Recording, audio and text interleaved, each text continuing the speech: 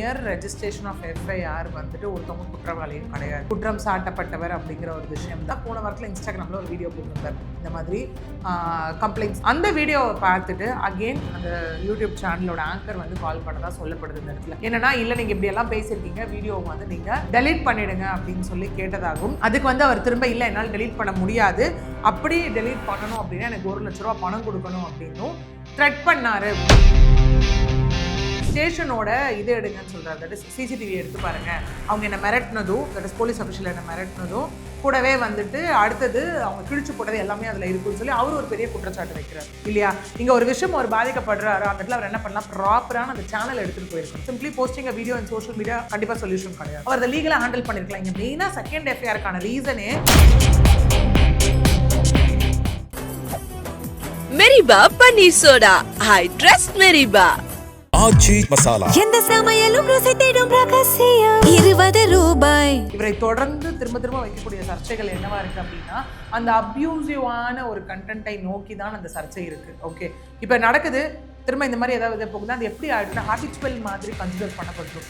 நாளை பின்ன இதே மாதிரி ஏதாவது நடக்குது, அங்கேயும் ஒரு எஃப்ஐஆர் ஆகுது அப்படின்னா அந்த இடத்துல ஒரு வேலை இவருக்கு அகெயின்ஸ்டாக நிரூபணம் ஆகும் பட்சத்தில் அவர் பெயில் அப்படிங்கிறது ரொம்ப காம்ப்ளிகேட் ஆகிடும். அந்த இடத்துல இது நிரூபணமாகும் பட்சத்தில் 3 மாதம் to 7 வருஷம் வரைக்கும் பனிஷ்மெண்ட் அப்படிங்கிறது அங்கே இருக்க போகுது. ஓகே, இந்த வீடியோ வந்து நான் ரிமூவ் பண்ணிட்டு போயிடுறேன் அப்படிங்கிற மாதிரியான ஏதாவது விஷயங்கள் நடந்தால் அவங்களுக்குள்ள காம்ப்ரமைஸ் ஆக போதான்றது ஒன்று. இல்லைங்க நான் கேஸை நடத்துறதுக்கு தயாராக இருக்கேன் அப்படிங்கிற பட்சத்தில் கண்டிப்பாக இது அடுத்த கட்டத்தை நோக்கி போக போகுது. ரிஃப்ளெக்ட் வாய்ஸ் நேயர்களுக்கு வணக்கம். இன்றைய சிறப்பு நேர்காணலில் நாம் சந்திக்கின்ற சிறப்பு விருந்தினர் வழக்கறிஞர் பிரியதர்ஷினி அவர்களை வரவேற்று நிகழ்ச்சிக்கு சொல்வோம். வணக்கம். வணக்கம் சார். நடிப்பு அரக்கன், அது மட்டும் இல்லாமல் முதல்ல இன்ஸ்டாகிராமில் மட்டுமே அறியப்பட்ட பிரபலம், பிறகு வீடுதோறும் இருக்கக்கூடிய பிக் பாஸ் வரைக்கும் போய் பிரபலமாகி இருந்தவர். திடீரென்று கீழ்ப்பாக்கம் போலீஸ் வந்து அவரை கைது செஞ்சுட்டாங்கன்னு ஒரு செய்திகள் வருது. இப்போ நான் பேசிக்கிட்ட நேரத்தில் அவருக்கு பிணை வழங்கப்பட்டதாகவும் செய்திகள் வருது.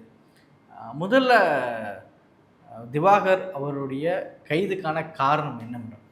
வழக்கு பின்னணி என்ன? எஸ், இது ஆக்சுவலி இன்னைக்கு நேற்றுல தொடர்ந்து நடந்துட்டு இருக்க ஒரு விஷயமா இருக்குது. அதாவது ஆரம்பத்திலேருந்து அவர் கம்ப்ளைண்ட் கொடுக்கறதும் நிறைய பேர் மேலே ஒரு காவல் நிலையத்தில், அப்புறம் கமிஷன் ஆஃபீஸ் வரைக்கும் போய் கம்ப்ளைண்ட் கொடுக்கறது, விச் மீன்ஸ் அவர் எப்போவுமே எல்லா இடத்துலையும் வைக்கக்கூடிய டேக் என்னவா இருக்குது அப்படின்னா, என்னை தொடர்ந்து வளர விடக்கூடாது, என் வளர்ச்சியை தடுக்கணும், என்னோட ப்ரொஃபஷனல் ஒரு ஸ்பேஸை வந்துட்டு காலி பண்ணணும் அப்படிங்கிற ஒரு ரீசனில் தான் எல்லாரும் பண்ணுறாங்க அப்படின்னு சொல்லி ஒரு பல்வேறு இடத்துல வந்து கம்ப்ளைண்ட்ஸ் வைக்கக்கூடியதை நம்மளால் பார்க்க முடிஞ்சுது. அதையும் தாண்டி ஒரு படி மேலே போய் அது எப்படி இருக்குது அப்படின்னா, நான் கம்ப்ளைண்ட் கொடுத்துருக்கேன், ப்ராப்பராக விசாரிக்கல, ஓகே அப்படின்ற மாதிரி அந்த பர்டிகுலர் காவல்துறை அதிகாரிகள் மீதே அவர் வந்து குற்றச்சாட்டு வைக்கக்கூடியதும் இங்கே வந்து நடந்துக்கிட்டு தான் இருக்குது இல்லையா.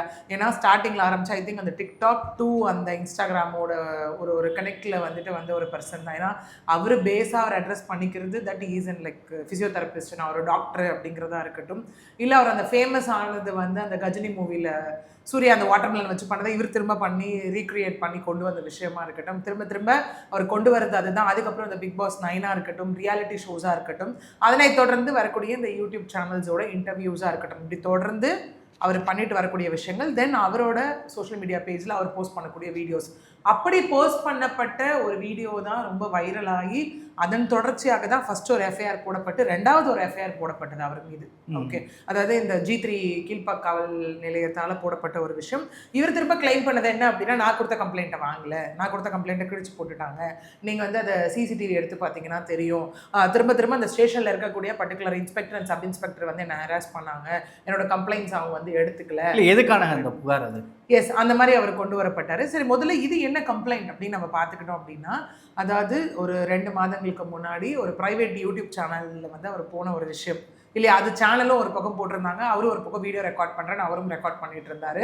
ஏன்னா அங்கே இன்டர்வியூக்கு போகும்போது பாதியிலேயே அவர் வந்து அங்கேருந்து கிளம்பும் போது அவர் அந்த வீடியோவில் சொல்லப்பட்ட விஷயம் என்னென்னா, என்னை தாக்குறாங்க, என்னை வந்து அடைச்சி வச்சாங்க, என்னை அடைச்சி வைக்க ட்ரை பண்ணாங்க அப்படிங்கிற மாதிரி எல்லாம் அவர் அதில் கிளைம் பண்ணியிருந்தாங்க. பட் சேனல் தரப்புலேருந்து என்ன கிளைம் பண்ணியிருந்தாங்க அப்படின்னா, ஒரு இன்டர்வியூ வந்தவர் வந்து அங்கே இருக்கக்கூடிய மைக்கு, கேமராஸ் எல்லாத்தையும் வந்து டேமேஜ் காஸ் பண்ண ஆரம்பிச்சிட்டாரு அப்படிங்கிற மாதிரியான விஷயங்கள்லாம் சேனல் சைடுலேருந்து கிளைம் பண்ணியிருந்தாங்க. அதனைத் தொடர்ந்து திவாகர் அவர்களும் ஐ திங்க் ஒரு போன வாரம் கொடுத்த ஒரு ப்ரெஸ் மீட், திரும்ப வந்து மதுரையில் போய் கம்ப்ளைண்ட் கொடுத்துட்டு நான் கமிஷனர்கிட்டையும் கொடுத்துருக்கேன், டிஜிபி ஆஃபீஸ்லையும் கொடுத்துருக்கேன்னு சொல்லிட்டு அவர் கிளைம் பண்ண ஒரு விஷயம் என்னவா இருந்தது அப்படின்னா, நான் இந்த மாதிரி போனேன், என்ன ஒரு யூடியூப் சேனல் இந்த மாதிரி பண்ணாங்க, அங்கேருந்து நான் 100 பேட்ரோலுக்கு கால் பண்ணேன், கால் பண்ணி அவங்க உடனே வந்து அங்கேருந்து கீழ்பாக் போலீஸ் ஸ்டேஷனுக்கு வந்து ஜுரிஸ்டிக்ஷன் வந்து என்னை கூட்டிகிட்டு போய் விட்டாங்க. அங்கேருந்து கூட்டிகிட்டு போகும்போது நான் வந்து இந்த மாதிரி இவங்க இப்படிலாம் பண்ணாங்கன்னு கம்ப்ளைண்ட் கொடுக்கும்போது என்னை வந்து அந்த பர்டிகுலர் போலீஸ் அஃபிஷியல்ஸ் காம்ப்ரமைஸ் தான் இது பண்ணாங்க. நீ மதுரையிலேருந்து அவ்வளோ தூரம் வந்து அலைய வேணாம், அதனால நம்ம வந்து காம்ப்ரமைஸ் பண்ணிக்கலாம் அப்படிங்கிற மாதிரி சொன்னாங்கன்னா அவர் திரும்ப கிளைம் பண்ணுறாரு. திரும்ப அந்த ப்ரெஸ் மீட்டில் அவர் கிளைம் பண்ணியிருந்ததும் அதுதான். ஏன்னா என்ன போலீஸ் இப்படி, ஏன்னா இங்கே என்னன்னா 2 சைடும் குற்றச்சாட்டுகளாக தான் இருக்குது, இன்னும் எதுவுமே வந்து நிரூபிக்கப்படலை இல்லையா. ஏன்னா இவரும் ஒரு செட் ஆஃப் அலிகேஷன் சொல்கிறாரு. இந்த மாதிரி நான் போனேன், கம்ப்ளைண்ட்ஸ் கொடுத்ததின் அடிப்படையில் வந்து போலீஸார் வந்து என்னை காம்ப்ரமைஸ்க்கு கொண்டு வர சொன்னாங்க. அவங்க வந்து லைக் கட்சி இன்ஃப்ளூயன்ஸ் உள்ள சேனலு, அவங்க வந்து நிறைய பணம் வச்சுருக்க சேனலில் ஒன்றும் பண்ண முடியாதுன்ற மாதிரி போலீஸே என்னை வந்து இங்கே ஹராஸ் பண்ணாங்க, என்கிட்ட இப்படியெல்லாம் சொன்னாங்க அப்படின்னு சொல்லியிருந்தாரு. அதுக்கப்புறம் நான் கொடுத்த கம்ப்ளைண்ட்டோட ஸ்டேட்டஸை நான் கேட்க போகும்போது கம்ப்ளைண்ட்டே இல்லைன்றாங்க.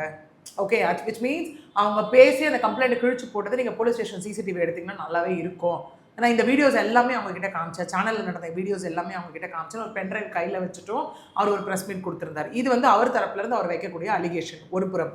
ரெண்டாவது பார்த்தோம் அப்படின்னா அந்த பர்டிகுலர் சேனலோட லைக் ஆங்கர், ஓகே, யூடியூப் சேனலோட ஆங்கர், அவர் வந்து ஃபஸ்ட்டு ஒரு கம்ப்ளைண்ட் ரெஜிஸ்டர் பண்ணியிருந்தார். என்ன கம்ப்ளைண்ட் ரெஜிஸ்டர் பண்ணியிருந்தாருன்னா, கீழ்ப்பாக்கம் ஸ்டேஷனில் இந்த மாதிரி ஆபாசமாக பேசுகிறாரு, இந்த மாதிரி சேனலுக்கு வந்தார், இந்த மாதிரி எல்லாத்தையும் உடச்சிட்டாரு, இந்த மாதிரி அசிங்கமாக பேசுகிறாரு அப்படின்னு கொடுத்ததின் அடிப்படையில் ஒரு கேஸ் ஆனதும் அங்கே ரெஜிஸ்டர் பண்ணப்பட்டது. That is FIR based on ஆபாசமாக இவர் பேசுகிறாரு, தட் இஸ் திவாகர் அவர்கள் பேசுகிறாரு அப்படின்னும் தனியார் சொத்துக்களை சேதப்படுத்துதல் அப்படிங்கிறது கீழே வந்து ஒரு எஃப்ஐஆர் வந்து ரெஜிஸ்டர் பண்ணப்பட்டிருந்தது. ஓகே, இது ஒன்று.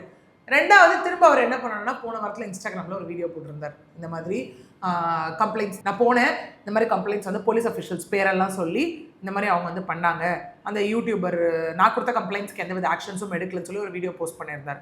அந்த வீடியோவை பார்த்துட்டு அகெயின் அந்த யூடியூப் சேனலோட ஆங்கர் வந்து கால் பண்ணதாக சொல்லப்படுது இந்த இடத்துல. என்னன்னா, இல்லை நீங்கள் இப்படியெல்லாம் பேசியிருக்கீங்க, வீடியோவை வந்து நீங்கள் டெலீட் பண்ணிடுங்க அப்படின்னு சொல்லி கேட்டதாகவும், அதுக்கு வந்து அவர் திரும்ப இல்லை என்னால் டெலீட் பண்ண முடியாது, அப்படி டெலீட் பண்ணணும் அப்படின்னா எனக்கு 1 லட்ச ரூபா பணம் கொடுக்கணும் அப்படின்னும் த்ரெட் பண்ணாரு, விச் மீன்ஸ் கொலை மிரட்டல் விடுத்தாரு அப்படிங்கிற மாதிரி திரும்ப போய் அவர் கம்ப்ளைண்ட் கொடுத்துருக்காரு. ஜூலை 10ஆம் தேதி போல் திரும்ப போய் போலீஸ் ஸ்டேஷனில் வந்து ஒரு கம்ப்ளைண்ட் ரெஜிஸ்டர் ஆகுது. Again from the same YouTube channel anchor வந்து ஒரு கம்ப்ளைண்ட் ரெஜிஸ்டர் பண்ணுறாரு.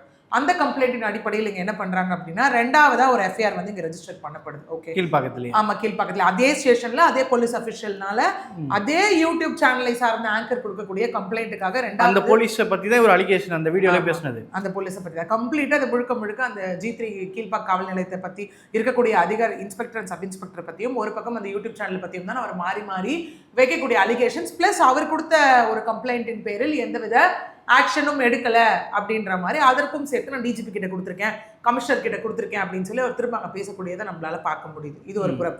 ரெண்டாவது அவர் கொடுத்தாரு இல்லையா அந்த கம்ப்ளைண்ட்டின் மீது அகெயின் எஃப்ஐஆர் ஆனது ரெஜிஸ்டர் பண்ணப்படுது. எதற்காக அப்படின்னா, பணம் கேட்டு மிரட்டுதல், தென் கொலை மிரட்டல் விடுத்தல் அப்படிங்கிற மாதிரி இந்த 2 செக்ஷன் கீழே வந்து எஃப்ஐஆர் ஆனது ரெஜிஸ்டர் பண்ணப்படுது. உடனே போலீஸ் என்ன பண்ணுறாங்க அப்படின்னா, போலீஸ் இந்த மாதிரி கம்ப்ளைண்ட்லாம் ஆகுதுன்னு தெரிஞ்சு அவருடைய சொந்த ஊருக்கு போயிட்டு தான் சொல்லப்படுது. That is again Madurai. Okay, போலீஸார் அகெயின் சைபர் செல்லோட உதவியால் அவரோட மொபைல் ஃபோன் லைக் எல்லாத்தையும் லொக்கேஷன்ஸ் எல்லாம் ட்ராக் பண்ணி with the help of local police Madurai போயிட்டு அவர் அரெஸ்ட் பண்ணி கூட்டிகிட்டு வராங்க. ஓகே, தட் இஸ் நேற்று அரெஸ்ட் பண்ணி கூட்டிகிட்டு வந்து அதுக்கப்புறம் அவர்கிட்ட அந்த லைக் இன்வெஸ்டிகேஷன்ஸ் எல்லாமே நடைபெற்று இன்னைக்கு வந்து எழும்பூர் நீதிமன்றத்தில் வந்து அவரை ப்ரொடியூஸ் பண்ணும்போது அங்கே எச்சரிக்கையுடன் அவருக்கு வந்து பெயில் ஆனது வந்து இங்கே கொடுக்கப்படுது ஆக்சுவலி. ஸோ இதுதான் இன்னை வரைக்கும் இதில் இருக்கக்கூடிய அப்டேட். இல்லை இன்னொரு விஷயம் என்னென்னா, போலீஸ் கம்ப்ளைண்ட்டில் அவர் பணம் கேட்டு மிரட்டினாரு அப்படின்றதெல்லாம் வருதுன்னா, இப்போ பெயில் கொடுத்துருக்காங்கன்னா இப்போது பணம் கேட்டு மிரட்டார் இதெல்லாம் மெய்ப்பிக்கப்படுதுன்னா என்னென்ன விஷயங்கள் இல்லை சான்றாக பார்ப்பாங்க? ஆடியோஸா? எஸ், இங்கே என்னென்னா பெயிலபிள் நான் பெயிலபிள் 2 செக்ஷன்ஸ் இருக்குது. ஓகே, மேக்ஸிமம் நீங்கள் வந்து அந்த நான் பெயிலபிள் அப்படிங்கிறது போகும்போது பெயில் வாங்குறது at the initial stage bail வாங்குறது அப்படிங்கிறது ரொம்ப டஃப் டாஸ்காக இருக்கும். ஓகே, சில இடத்துல என்ன ஆகும் அப்படின்னா, இவரும் ஒரு கம்ப்ளைண்ட்ஸ் கொடுத்துருக்காரு, அந்த பக்கம் இவரும் சில குற்றச்சாட்டுகள் வைக்கிறாரு அப்படின்னும் போது அந்த இடத்துல பெயில் தான் கொடுக்கப்படுது. விச் மீன்ஸ் இந்த கேஸோட இன்வெஸ்டிகேஷன் தொடர்ந்து நடக்க தான் போகுது அந்த இடத்துல. ஓகே, இப்போதைக்கு அவரை வந்துட்டு ஒரு கண்டிஷனல் பெயில் ஆனதான் கொடுக்கப்பட்டிருக்கு. ஏன்னா இதில் நம்ம பார்த்தோம் அப்படின்னா extortion, criminal intimidation, like property damage, அது வந்து ஒரு பப்ளிக் ப்ராப்பர்ட்டியோ இல்லை ஒரு ப்ரைவேட் ப்ராப்பர்ட்டியோ டேமேஜ் பண்ணுறது, அதுக்கப்புறம் இந்த தகாத வார்த்தைகளை யூஸ் பண்ணுறது, அப்யூசிவ் லாங்குவேஜை யூஸ் பண்ணுறது, இப்படிங்கிறது எல்லாமே நம்ம பார்த்தோம்னா அது அகெயின் இவர் செய்யக்கூடிய செயல் என்ன மாதிரியான விளைவுகளை ஏற்படுத்துது அப்படிங்கிறத பொறுத்து மினிமம் ஆஃப் 3 மாசத்துலேருந்து ஆரம்பித்து 7 வருடம் வரைக்கும் அவங்க தண்டனைகள் இருக்குது. ஓகே, அதாவது அதோட கான்சிக்வன்சஸ் என்ன இருக்குது, இவர் இந்த மாதிரி பண்ணதுனால அங்கே என்ன மாதிரியான பின்விளைவுகள் ஏற்படுது. இதில் வந்து இந்த ஒரு கொலை இப்போ வந்து மிரட்டி பணம் கேட்டாருன்னா அது ஆடியோ, இப்போ கொலை மிரட்டல் பண்ணாரு அப்படின்னா இப்போ ஆடியோ இதெல்லாம் பண்ணியிருக்க உடைச்சிருக்கேன், இதெல்லாம் நம்மளே வீடியோஸ்லாம் பார்த்துருக்கோம். இந்த கொலை மிரட்டல் அப்படிங்கிறது எப்படி மேடம் புரிஞ்சுங்க? ஏன்னா சில கேஸ்கள்லாம் நம்ம வெளியில் கேட்டிருக்கோம், இதை போட்டதுங்க கொஞ்சம் கூடுதலாக செக்ஷன் கொஞ்சம் ஸ்ட்ராங் ஆகும் அப்படின்றாங்க. அந்த மாதிரி இருக்க முகாந்தரம் இருக்கா? இங்க என்னன்னா மியர் ரெஜிஸ்ட்ரேஷன் ஆஃப் எஃப்ஐஆர் வந்துட்டு ஒருத்தவங்க குற்றவாளியும் கிடையாது, குற்றம் சாட்டப்பட்டவர் அப்படிங்கிற ஒரு விஷயம் தான் முழுக்க முழுக்க. அதனால நமக்கு அடுத்தடுத்து போகும்போது ட்ரையல் ஸ்டேஜ்ன்றது ஒன்று ஆகுது. ஸோ இந்த மாதிரி கான்செப்ட்ல ஒரு எஃப்ஐஆர் ரெஜிஸ்டர் பண்ணிடுறாங்க. எஃப்ஐஆரை பேஸ் பண்ணி வந்து அதுக்கப்புறம் வந்து ஓகே அவங்க அரெஸ்ட் பண்ணப்படுறாங்க, பெயில் கொடுக்கப்படுது அப்படின்ற பட்சத்தில் ரெண்டு நடக்கலாம். ஒன்று வந்து எவிடன்ஸ் எல்லாம் ப்ராப்பராக இருக்கிற பட்சத்தில் சார்ஜ் ஷீட் ஆனது அங்கே சப்மிட் பண்ணப்பட்டு அதுக்கப்புறம் போகும்போது ட்ரையல் கமெண்ட்ஸ் ஆகி கேஸில் அவங்க ப்ரூவ் பண்ணுற ஃபேக்ட் போகும். ஓகே, இல்லையா ரெண்டாவது பட்சம் போகும்போது என்ன ஆகும்னா எஃப்ஐஆர் குவாஷன் ஒரு கான்செப்ட் போகும். ஓகே, என்னன்னா இல்லைங்க இந்த எஃப்ஐஆரை என் மீது வந்துட்டு ஃபால்ஸ் அலிகேஷன்ஸை வச்சு இந்த எஃப்ஐஆர் போடப்பட்டிருக்கு, அதனால எஃப்ஐஆரை குவாஷ் பண்ணுங்க அப்படின்னும் போது விச் மீன்ஸ் அந்த எஃப்ஐஆர் குவாஷ் ஆச்சுன்னா நோ மோர் வேலிட் அப்படிங்கிற மாதிரியான ஒரு கான்செப்ட்ஸ் வரும். ஓகே, ஸோ இங்கே இருக்கும் போது ரெண்டு பக்கமும் இப்போ ஃபார் எக்ஸாம்பிள் ரெண்டு பக்கம் அலிகேஷனும் நம்ம எடுத்துக்கலாம். ஒன்று திவாகர் அவர்கள் வந்து வைக்கக்கூடிய அலிகேஷன் இந்த மாதிரி அவர் திரும்ப திரும்ப சொல்கிற விஷயம் என்னன்னா ரெக்கார்ட்ஸ் இருக்குது, லைக் வீடியோஸ் இருக்குது, பென்ட்ரைவில் எல்லாமே இருக்குது அப்படிங்கிற மாதிரி. அவர் ஒரு பக்கம் வந்து எங்கிட்ட எல்லாமே இருக்குது, என் கம்ப்ளைண்ட்ஸை எடுத்துக்கல, இந்த கிணத்தை காணுன்ற மாதிரி கம்ப்ளைண்ட்டை காணுங்கிறாங்க. நீங்கள் வந்து முதல்ல ஸ்டேஷனோட இது எடுங்கன்னு சொல்கிறார், தட் இஸ் சிசிடிவி எடுத்து பாருங்கள், அவங்க என்ன மிரட்டினதும் தட் இஸ் போலீஸ் அஃபிஷியல் என்ன மிரட்டினதும் கூடவே வந்துட்டு அடுத்தது அவங்க கிழிச்சு போட்டது எல்லாமே அதில் இருக்குன்னு சொல்லி அவர் ஒரு பெரிய குற்றச்சாட்டு வைக்கிறார். ஓகே, சரி இந்த மாதிரி ஒருத்தவங்க பாதிக்கப்படுறாங்க அப்படின்னா ரெண்டு விஷயங்கள் இருக்குது அந்த இடத்துல. என்ன காமன் நோட், ஓகே ஒரு போலீஸ்ட்ட போய் நான் கம்ப்ளைண்ட் கொடுக்குறேன் இந்த மாதிரி பண்ணுறாங்க அப்படின்னு யாராவது ஒரு காமன் மேன் அஃபெக்ட் ஆகுறாங்க அப்படின்னா ரெண்டு விஷயம் அவங்க பண்ணலாம். ஓகே, ஒன்று ஹியூமன் ரைட்ஸில் கம்ப்ளைண்ட் ஃபைல் பண்ணலாம், இல்லை நாட் டு அரெஸ்ட் பெட்டிஷன் போகலாம். ஓகே, என்னன்னா இந்த மாதிரி காவல்துறை தொடர்ந்து அரெஸ்ட் பண்ணிக்கிட்டு இருக்காங்க அப்படிங்கிற மாதிரி அவங்க கிட்ட பிரைமா ஃபேஸே இருக்கிற பட்சத்தில் பொதுமக்கள் இதையும் சொல்லணும், திவாகரனை பிடிக்கலங்கிறத தாண்டி இது தப்பு இல்லை, ஒருவேளை அது உண்மையாக இருந்தாலும் அதான் சொல்லுறேன், அதுக்கான ஆப்ஷன்ஸ் தான் இப்போ நான் சொல்லிட்டு இருக்கேன். ஓகே, ஒன்று ஹியூமன் ரைட்ஸ் போகலாம். ஓகே, எல்லாம் with all the evidence police என்ன ஹராஸ் பண்ணுறாங்க அப்படிங்கிறதுக்கு, இல்லையா கோர்ட்டை நாடி நாட் டு ஹராஸ் பெட்டிஷன் போகலாம். இந்த மாதிரி எங்கிட்ட இந்த எவிடன்சஸ் எல்லாமே இருக்குது, பட் திரும்ப வந்து எங்கிட்டையும் நானும் இந்த விதத்துலலாம் பாதிக்கப்பட்டிருக்கேன், பட் போலீஸ் என்னை இந்த மாதிரி ப்ராப்பராக வந்து ரெஸ்பாண்ட் பண்ண மாட்டேங்கிறாங்க, என்னோட கம்ப்ளைண்ட் மீது நடவடிக்கை எடுக்கப்படல, ஏதோ அவங்க வந்து செயல்படுறாங்க அப்படிங்கிற மாதிரியான ஒரு விஷயத்தை வச்சு நாட் டு ஹராஸும் அவங்க போகலாம். ஏன்னா இந்த திவாகர் அவர்கள் திரும்ப சொல்கிறதும் என்னன்னா அந்த பர்டிகுலர் யூடியூபர் கிட்ட பணம் வாங்கிட்டு இவங்க இப்படி பண்ணுறாங்கன்ற மாதிரியான ஒரு விஷயம்.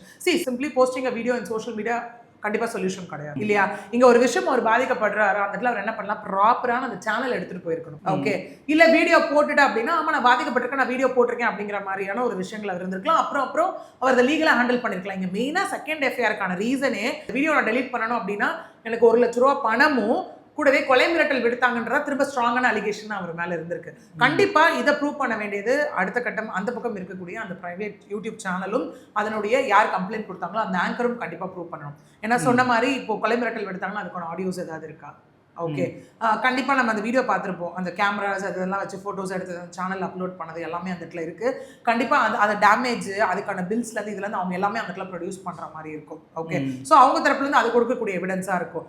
இது வந்து முழுக்க எவிடன்ஸை பேஸ் பண்ணி இருக்கக்கூடிய ஒரு விஷயம் தான். ஓகே, ஏன்னா இங்கே வந்து திவாகர் அவர்கள் நம்ம பார்க்கும்போதே தொடர்ந்து சர்ச்சையாக தான் அந்த இடத்துல இருந்துட்டு இருக்கு, இல்லையா? ஏன்னா பிக் பாஸ்ல இருக்கும் போதே அந்த இடத்துல வந்து அவர் விமனை வந்து ரொம்ப அதுதான் இப்போ கேட்க வந்தது. இப்போ ஒரு கேஸில் இப்போ இந்த கீழ்பாக விஷயத்தில் அவருக்கு வந்து பெயில் ஆகிடுச்சு, கண்டிஷன் பெயில் கொடுத்துக்கிறாங்க.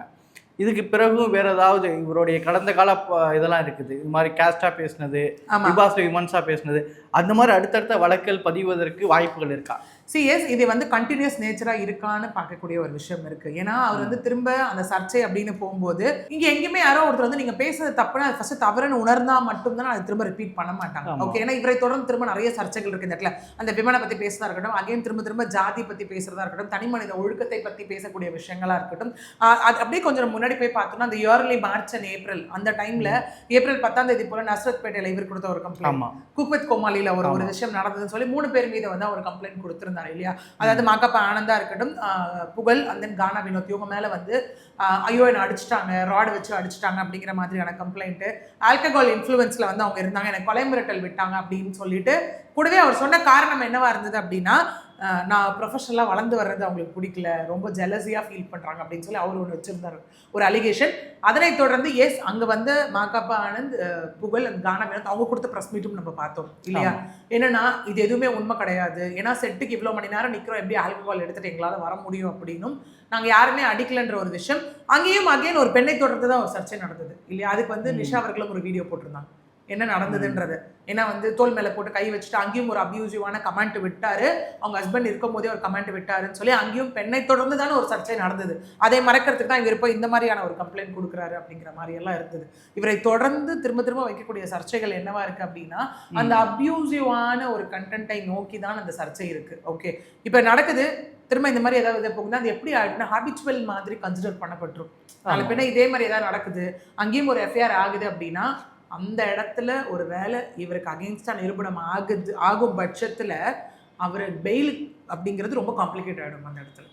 ஓகே, ஹாபிச்சுவல் நேச்சர்ல கொண்டு வரப்பட்டுரும் அது. ஸோ அகெயின் அது வந்து அவருக்கு ஒரு பெரிய நெகட்டிவா தான் அந்த இடத்துல அமையும். இந்த குற்றங்கள் நிரூபிக்கப்பட்டுச்சுன்னா இது காம்ப்ரமைஸ் போவதற்கு வாய்ப்புகள் இருக்கா? இல்லைன்னா இது வந்து நிரூபிக்கப்படுது காம்ப்ரமைஸ்க்குலாம் போகலை அப்படின்னா இது நிரூபிக்கப்பட்டா என்ன மாதிரி தண்டனை? எஸ், இப்போ சொன்ன மாதிரி பிஎன்எஸ் ஆக்ட் கீழே நம்ம பார்த்தோம் அப்படின்னா அகெயின் அந்த எக்ஸ்ட்ராஷன், அதாவது மிரட்டி பணம் பறித்ததில் பறிக்கிறதா இருக்கட்டும், இல்லை கிரிமினல் இன்டிமிடேஷனாக இருக்கட்டும், அதாவது ஒருத்தவங்களுக்கு வந்து ஒரு கொலை பண்ணிடுவேன்னு ஒரு மிரட்டல் விடுக்கிறதா இருக்கட்டும், இல்லை ப்ராப்பர்ட்டி டேமேஜ் அண்ட் மிஸ்சீஃப், ஒரு இடத்துல போன இடத்துல அதை கிரியேட் பண்ணி ஒரு ப்ராப்பர்ட்டிக்கு டேமேஜ் விளைவிக்கிறதா இருக்கட்டும், அபியூசிவ் லாங்குவேஜ் யூஸ் பண்ணுறதா இருக்கட்டும், நான் சொன்ன மாதிரி இது நிரூபணம் ஆகும் பட்சத்தில் 3 மாதம் to 7 வருஷம் வரைக்கும் பனிஷ்மெண்ட் அப்படிங்கிறது அங்கே இருக்க போகுது. Okay, with all the proofs. ஏன்னா அகெயின் ஒரு கேஸுக்கு ஆதாரம் அப்படிங்கிறது தான் மிக முக்கியமான ஒரு விஷயமாக இருக்க போகுது. ஒன்று இல்லை, இவர் வந்துட்டு அகெயின் சொன்ன மாதிரி போலீஸ் அஃபீஷியல்ஸ் மீது இவரோட அலிகேஷன்ஸ் வைக்கிறது இவர் வந்து த்ரூ ப்ராப்பர் சேனல்ஸ் மூலயமா இவர் போய் ப்ரூவ் பண்ண போறாரா அப்படிங்கிறது ஒன்று இருக்கு. ஏன்னா போகிற போக்கில் நம்ம யாரையும் ஈஸியாக வந்து குற்றம் சொல்லிட்டு போயிட முடியாது. ஏன்னா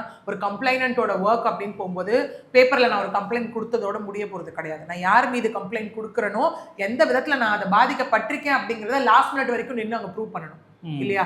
அதை இவர் செய்ய போறாரா அப்படிங்கிற ஒரு விஷயம் இருக்கு. இல்லை இதில் காம்ப்ரமைஸோ இல்லைன்னா இப்போ இதில் திவாகர் சைட்டில் காம்ப்ரமைஸ் பண்ணிக்கவோ இல்லைன்னா வேற ஏதாவது வழிகள் இருக்குதான்? இல்லை, ரெண்டுத்துல ஒன்று தான். ஒன்று வந்து என்ன அப்படின்னு பார்த்தோம்னா காம்ப்ரமைஸ் இந்த சென்ஸ். ஓகே, இவங்க என்ன கேட்குறாங்கன்னா அந்த வீடியோ ரிமூவ் பண்ணுங்க அப்படின்னு கேட்கும்போது இவர் வந்து இல்லைங்க இந்த வீடியோ வந்து நான் ரிமூவ் பண்ணிட்டு போயிடுறேன் அப்படிங்கிற மாதிரியான ஏதாவது விஷயங்கள் நடந்தால் அவங்களுக்குள்ள காம்ப்ரமைஸ் ஆக போகுதுன்றது நீதிமன்றம் இல்லாமல் இவங்க பர்சனலாக பேச முடியும். எஸ், அந்த மாதிரியான ஒரு விஷயம். இல்லை அவங்க வந்து நான் வந்து கம்ப்ளைண்ட் கொடுத்துருக்கேன், அவர் மீது நான் எஃப்ஐஆர் போட்டிருக்கேன், இல்லைங்க நான் கேஸை நடத்துறதுக்கு தயாராக இருக்கேன் அப்படிங்கிற பட்சத்தில் கண்டிப்பாக இது அடுத்த கட்டத்தை நோக்கி போக போகுது. ஓகே, இல்லை அந்த இடத்துல திவாகர் அவர்கள் இல்லைங்க என் மீது ஸ்ட்ராங்காக என்கிட்ட எல்லா எவிடன்ஸும் இருக்குது அப்படின்னா அவர் 2 ஸ்டெப்பை எடுக்கலாம். ஒன்று அகே நீதிமன்றத்தை நாடி த்ரூ லைக் இந்த எஃப்ஐஆர் மீது ஒரு விஷயம் எடுக்கிறதா இருக்கட்டும், இல்லையா போலீஸ் அஃபிஷியல் மீது அவர் வைக்கக்கூடிய குற்றச்சாட்டுக்கான ஆதாரம் அவர்கிட்ட இருக்குது அப்படின்னா நான் சொன்ன மாதிரி அதுக்கான ப்ராப்பர் சேனல். ஸோ இதை யார் எப்படி அப்ரோச் பண்ண, சட்ட ரீதியான ஒரு நடவடிக்கை, சட்ட ரீதியான ஒரு விஷயத்தை நோக்கி போக போகிறாங்களா இல்லை இது காம்ப்ரமைஸா அப்படிங்கிறது அகெயின் அந்த